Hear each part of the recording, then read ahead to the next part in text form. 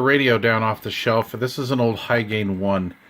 I owned a HyGain1, the 23 channel version, back when my uncle and I went to that CB closeout back in 75 or 76 when they were going from 23 to 40 channel. And that little HyGain1 was a 23 channel, and it was a total POS. These things are terrible, have just no noise blanker capability, not switchable anyway, and they were just noisy. Would have been terrible in the mobile, and even, you know, just not even good in the house. And they got those little micro meters. This reminds me of the little meter that you'd get for a VU meter on like an old 1960s little 3-inch reel-to-reel cassette, or not cassette deck, reel-to-reel deck. And but anyway, what's cool about this one though, however, and I guess this is why I kept it, this is a 40 channel rig. So I didn't even know that HyGain continued with the 40 channels. Now, this being 40 channels, anybody want to take a guess what PLL's in here? Oh, I just gave it away, didn't I? Yeah, it's the PLL02A. The first PLL that I ever modified. It was just such an easy modification. It wasn't even funny. Anybody could do it. Any 14-year-old kid could do it. So, the HyGain1, terrible radio, but, however, I just want something to plug the power mic into. That being said, when I took it off the shelf, I heard something clinking around in it. And as it was this little tab that holds the internal speaker. Somebody took out the screw. This came from the Indian Reservation as well, in a box of goodies that I got from good old Volcano 6. I wonder if he's still alive. William was a pretty interesting guy. So that's your typical Cybernet type chassis. It's a PTBM 036 AOX. And come on, there's the PLL02A. I don't remember what my original HyGain1 looked like, but I know it wasn't like this, and I believe it was synthesized with crystals. So anyway, what I thought was interesting, and you know, I found this little piece laying in here, and it holds on the speaker. So this little tab, I need to get a screw in there and mount that. And it had a 2-amp fuse in it, which was blown. I'm going to assume it was because of this, but we'll soon find out. But what I thought was interesting was on the back, somebody modified this already. So we're going to throw it on a frequency counter and just see what's going on. If it fires up, I hope it does. This could be a total waste of time. But if it is a waste of time, I'll either use it as a parts rig or I'll just chuck it. I don't like to do too much with HyGain stuff. I've just never been a fan. They've never given me the performance. This is like Midland type performance. Not very good. But anyway, somebody did something to that PLL02A, and I don't know if that's factory or if this has been added onto, because there are no switches or anything that have been added to it. So, okay. Well, here's what I'm going to do. I'm going to put a 1-amp fuse in here just for giggles. I don't want to push my luck. I'm going to put a 1-amp fuse in here and we'll fire it up. If it fires up, then maybe I'll go to a 2. What does it recommend? It says, I don't know. Come on, camera. Gosh darn it. 2-amp, DC 2-amp. So we'll give her a go. Okay, so I've got a 1-amp fuse, pulled it out of my little kit here. By the way, if you guys don't have any of these kits, get one. I'll leave a link to it down below. Please help support this channel. Yes, this is a shameless plug for my need of support, but these things are a lifesaver. This is a 200-piece fuse kit, and gosh darn it, it's just a lifesaver. So I put a 1-amp fuse in here, and I've got it hooked up to a 35-amp power supply. Let's see if she smokes. Power on. Does turn on.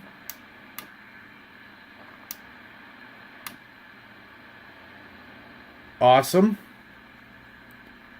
Of course, I'm not going to get any volume out because it's got to have a microphonium plugged into it. That being said, before I try to plug a microphone into it, you see smoke there? I don't smell it either. I'll leave it on for a second, but what I'm going to do is hook up a dummy load to it. Then I'll try to plug the mic in. Okay, now this could go either way, but I'm somewhat chintzy with my fuses. So what I did is I took the 1 amp out, I put in a 2, and yeah, by the way, I saw a guy leave a bad review on this fuse kit, but you know what? Bus fuses are now made in China too, and they're just as junky as these are. And I don't think this was much. I think this was like $7 or $8. And I've got my money out of that 10 times over. Okay, so here's what we got. Let's do that. Well, we're going to go to channel 23. Yay. Breaker broke, 23. So, I got a 2 amp fuse in here. I got it hooked onto the dummy load.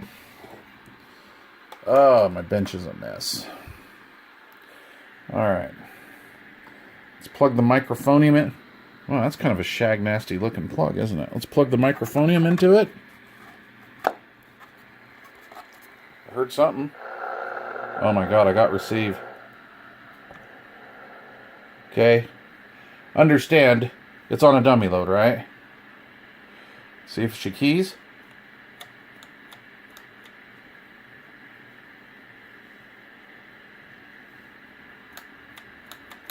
Negatory.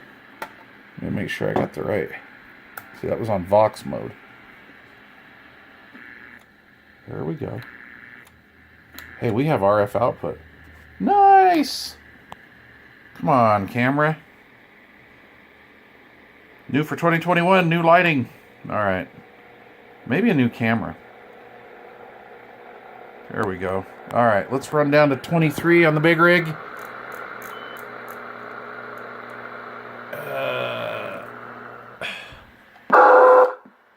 Yeah, we got audio. It's not pretty, but it's there. Alright. I got a carrier. Oh, wait, you know what? I gotta put batteries in this. Stand by. Okay, so I've got a battery in the microphone. Actually, a pair of batteries. Double A's, just like the Radio Shack mic. I'm getting it. I'm getting audio.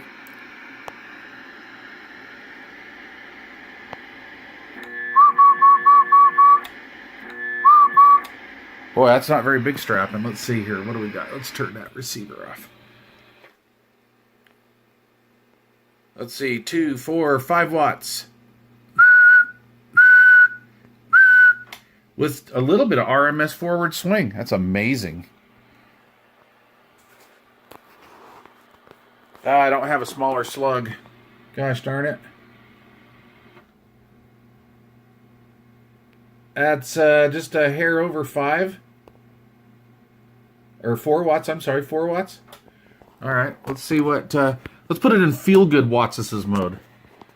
So we can feel good about all this output.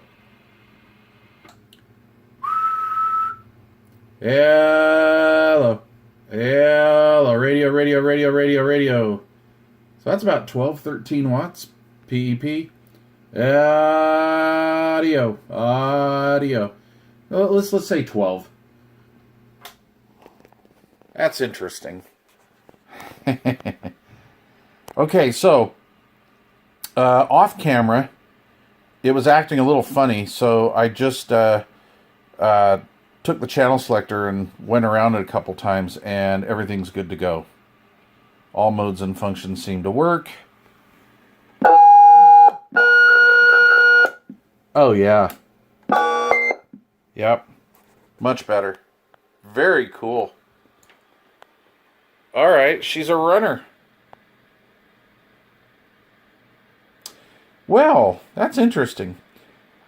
I may run that radio for a day or so. I'll just leave it fired up on the dummy load for a day or two, and then we'll just go from there. But anyway, the video's really on the microphone, obviously, but I kind of swerved away from that, right? So there it is, the HyGain 610. I'll put this on the HyGain 8 bass and do a video on that, because I think that's really what this should be on. But, yeah, pretty cool. Almost an exact, other than the head, pretty much an exact clone of the Radio Shack mic.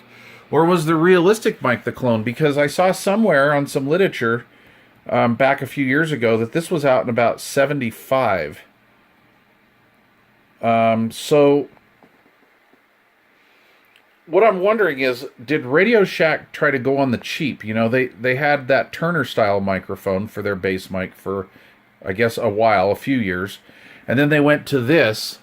And I'm wondering if this, to the bean counters, was just a better microphone for them, you know, money-wise. Because, you know, this could be a 75 product. If anybody knows anything about these 610s, let me know. School me, because I need to know. I want to say it's a fairly rare microphone. I don't use that word loosely. Let's just say it wasn't maybe very popular and now it's rare. I guess like Yugos and Pintos are collector's items now. Maybe this is the Yugo and Pinto of power mics.